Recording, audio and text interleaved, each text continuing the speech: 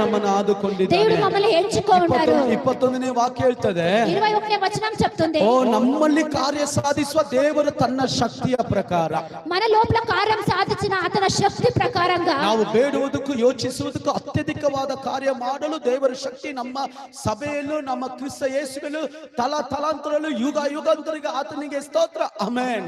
మనం అడిగేదానికి యోచించేదానికి అత్యధికంగా ಆ ಶಕ್ತಿ ನಮಗೆ ಏನ್ ಮಾಡ್ತದೆ, ನಾವು ಬೇಡುವುದಕ್ಕಿಂತ ಯೋಚಿಸುವುದು. ఆ శక్తి ఏం చేస్తుంటే మనం అడిగేదానికి మీరుగా శక్తి చేస్తుంది. హల్లెలూయా, హల్లెలూయా, హల్లెలూయా, హల్లెలూయా. ಎಷ್ಟು ಜನ ಸಂತೋಷವಾಗಿ, ఎంతమంది సంతోషంగా ఉన్నారు, ಎಷ್ಟು ಜನ ಸಂತೋಷವಾಗಿ, ఎంతమంది సంతోషంగా ఉన్నారు. హల్లెలూయా. మూడనేదిగా 5 ನಿಮಿಷ ಹೇಳಿ ನಾನು ಪ್ರಾರ್ಥನೆ ಮಾಡ್ಲಿಕ್ಕೆ ಹೋಗ್ತೇನೆ. 5 నిమిషాల్లో చెప్పి ప్రార్థన చేసేకపోతాను. ನಮ್ಮನ್ನು ರೂಪಿಸುವ ಶಕ್ತಿ, మమ్మల్ని రూపించే శక్తి, ಆತನ ಕೈಗಳು ನಮ್ಮನ್ನು ರೂಪಿಸ್ತದೆ. అతని చేతులు మమ్మల్ని రూపిస్తాడు. ನೀವು ಒಪ್ಪಿಸಿ ಕೊಟ್ರೆ, మీరు ఒప్పించి ఇస్తే, ಫಸ್ಟ್ ನೋಡಿದ್ವಿ ದೇವರು